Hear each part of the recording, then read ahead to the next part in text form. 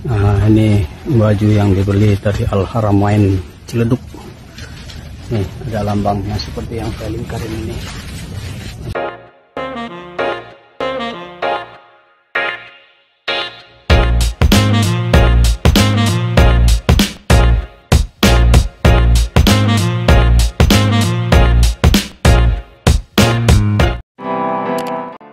Shalom, salam hikmat tetap jadi berkat teman-teman. Bagaimana kabarmu? Saya berharap kamu semua dalam keadaan yang baik dan sehat. Teman-teman, viral di sosial media ada seorang bapak yang menggantung satu bajunya di pohon pisang dan kemudian dia membakarnya. Kira-kira videonya seperti ini. Nah, ini baju yang dibeli dari Al Haramain Ciledug.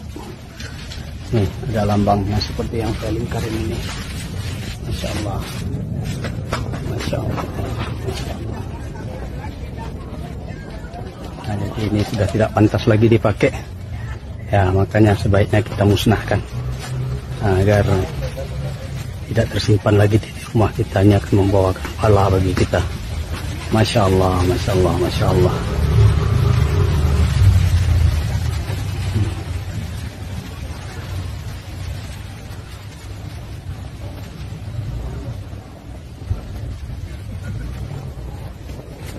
Al Haramain Ciledug.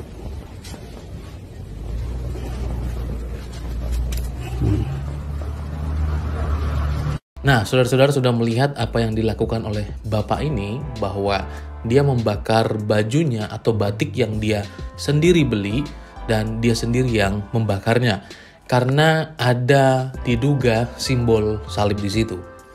Nah, teman-teman sekalian, kita bisa melihat bahwa kenapa harus dibakar dan kenapa kalau ada salib kemudian bahkan menyerupai, dan kita bisa melihat ada banyak pola yang bisa kita ambil, bisa berbentuk pola yang lain tergantung dari mana sudut pandang itu. Bahkan di motif yang diduga salib juga ada seperti simbol yang terbalik, teman-teman. Nah, kenapa kemudian harus dibakar, divideokan dan viral sedemikian rupa? Nah, teman-teman sekalian, kita bisa melihat bahwa ya jelas bapak ini mungkin tidak menyukai simbol salib, atau bahkan dia tidak terpikir untuk mengembalikan atau bahkan memberi kepada saudaranya yang Kristen jika ada. Tetapi dia lebih memilih membakarnya dan mungkin dia merasa lebih puas kalau itu dibakar. Nah, teman-teman sekalian yang terkasih dalam nama Tuhan Yesus Kristus, saya tidak mengerti apa motivasi atau tujuan dari bapak tersebut memvideokan hal tersebut dan dia mengatakan lebih baik dibakar saja. Dan bagaimana jika, teman-teman, hal ini terjadi di setiap agama di Indonesia? Jikalau ada sesuatu yang menyerupai agama lain, kita bakar dan kita videokan dan viral. Bahkan mungkin seperti simbol bintang, bulan, atau mungkin kaligrafi, atau mungkin berbentuk dewa apa, dan kita bakar karena lebih baik dibakar. Nah, teman-teman, saya bisa melihat dari sudut pandang orang tertentu ini bahwa saya tidak mengerti apa yang ada di hatinya, tetapi yang pasti dia sangat tidak menyukai. Dan memang ini bukan kasus yang pertama kali, teman-teman. Di berbagai macam daerah, tempat, khususnya waktu itu,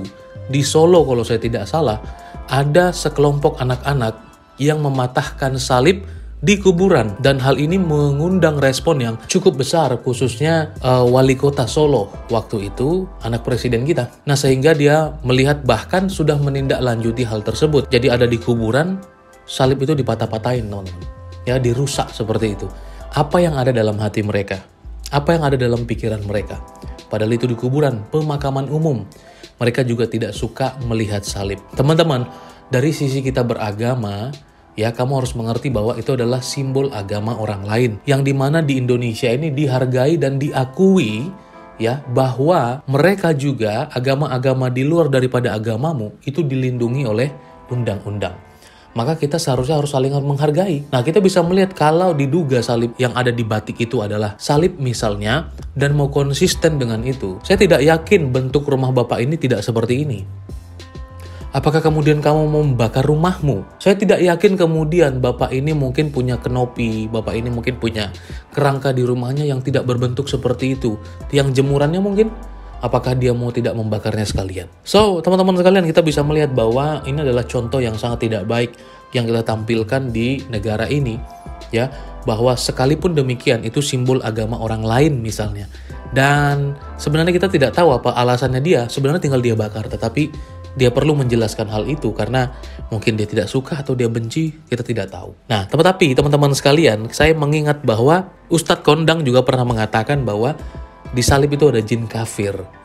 So, ini mungkin mengundang banyak reaksi atau kemudian tindakan-tindakan intoleran lain yang akhirnya menyebar di Indonesia. Sehingga kalau ada salib di rumah sakit ditutupin, kalau ada salib kemudian ada rasanya hati gimana, ya itu jin kafir. Saya mengingat satu firman Tuhan yang mengatakan bahwa salib adalah kebodohan bagi mereka yang akan binasa. Tetapi bagi kita, salib itu kekuatan Allah. Bahwa di atas kayu saliblah kita diampuni, kita dikasihi dan belas kasihannya melimpah. Tidak mengapa teman-teman, kita tetap jaga toleransi kita dan kita mengasihi siapapun mereka. Tuhan Yesus memberkati kamu ya. Bye-bye.